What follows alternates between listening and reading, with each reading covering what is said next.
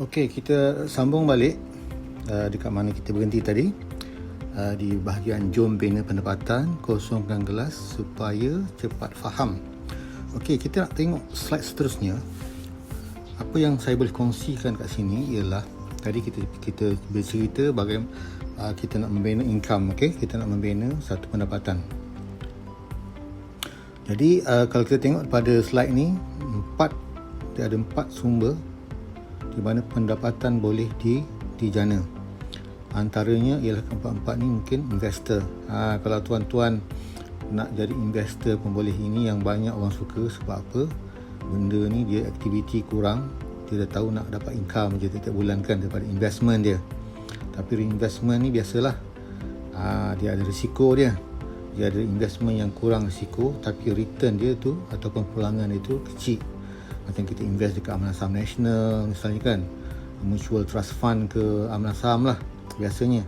Tapi kalau kita invest dalam Bitcoin kan, cryptocurrency, tuan-tuan pun pernah dengar kan macam mana orang boleh merudum. Saya ada seorang kawan sampai banyak jumlah dia, berpuluh-puluh ribu. Jadi itu dia punya risiko dia. Kemudian kita mungkin boleh tambah income melalui dengan satu business owner, sebagai business owner. Dan di sebelah kiri ni dah memang biasalah, kita tahu sebagai seorang pekerja ataupun sebagai seorang yang bekerja sendiri. Kalau kita seorang pekerja, limitation dia ada. Tetapi dia ada advantage. Satu advantage kalau kita bekerja sendiri ni kan, tiap-tiap bulan ada gaji lah kan. Tiap-tiap bulan, ujung bulan ada gaji. Itu kita comfortable sikit kat situ, kita rasa selesa sikit. Tapi ada juga kan kadang-kala di mana cukup bulan tak ada gaji. Okay. Ada juga yang syarikat buat announcement, minta maaf ya, bulan ni syarikat tak boleh nak bayar gaji, kita tangguh mungkin dalam 2 minggu lagi ke macam tu. Ada macam tu memang ada. Jadi itu dia keadaan dia. Di situ pun ada juga risikonya. Walaupun dalam keadaan biasa dia terjamin cukup bulan ada gaji, tapi dia ada limitation. Kita tak boleh, contohnya gaji 2,000 bulan ni, kita jumpa kita punya bos, next month I nak gaji 3,000 boleh tak? I akan pulang kerja kau-kaunya. Kan, memang tak ada lah. Sepanjang siapa-siapa pernah bekerja, kita tak boleh demand gaji kita next month 3,000 contohnya. Macam contohnya kalau gaji kita 2,000 sekarang ni, kita tak demand 3,000. Melainkan adalah sikit imbuhan, overtime dan sebagainya. Tapi you nak minta 3,000 memang tak adalah. Okey, itu limitation dia. Jadi kita dah tahu sekarang kita ada 4 sumber di mana kita boleh jadi pendapatan, dan apa yang kita nak bawa kepada tuan-tuan ialah sebagai seorang business owner. Okey, sebagai seorang ahli perniagaan. Jadi business owner macam mana tu? Okey, kita sambung ke video slide seterusnya. Ini dia mega trending business. Kita nak bawa tuan-tuan kepada satu bisnes yang sekarang tengah mega trending.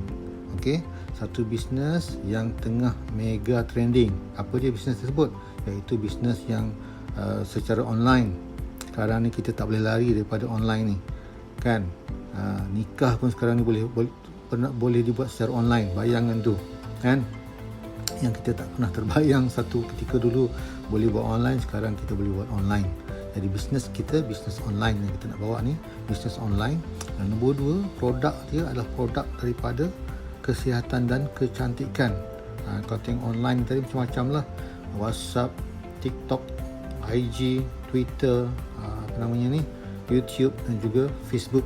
Nampak? Jadi online, dan kedua kecantikan dan kesihatan dan kecantikan. Kesihatan memanglah sekarang ni kalau kita tengok